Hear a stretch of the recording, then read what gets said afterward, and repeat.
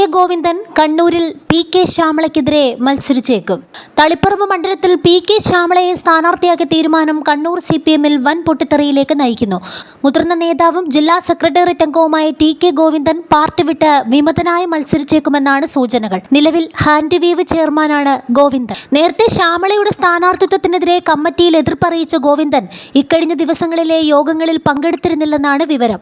അതേസമയം CPM-ലെ പൊട്ടിത്തെറിയെ കോൺഗ്രസ് സൂക്ഷ്മമായി നിരീക്ഷിക്കുകയാണ്. തളിപ്പറമ്പിൽ കഴിഞ്ഞ തവണ മത്സരിച്ച VP അബ്ദുൾ റഷീദിനെ ആദ്യം തീരുമാനിച്ചെങ്കിലും പുതിയ സാഹചര്യത്തിൽ ടി കെ ഗോവിന്ദൻ മത്സരിച്ചാൽ കോൺഗ്രസ് സ്ഥാനാർത്ഥിയെ നിർത്താതെ അദ്ദേഹത്തെ പിന്തുണച്ചേക്കുമെന്നും സൂചനയുണ്ട്.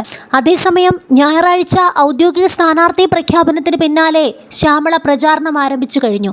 പ്രവാസി വ്യവസായി ആന്തൂരിലെ സാജന്റെ ആത്മഹത്യ ഉൾപ്പെടെയുള്ള വിഷയങ്ങളാണ് ശ്യാമളയുടെ സ്ഥാനാർത്ഥിത്വത്തെ വിവാദത്തിലാക്കിയത്.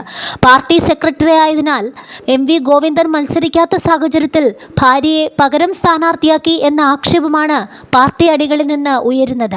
പാർട്ടിയുടെ കോട്ടയായ മണ്ഡലത്തിൽ തന്നെ ഇത്തരത്തിൽ വിവാദങ്ങൾ ഉണ്ടാകുന്നത് CPM-നും തലവേദനയാണ്.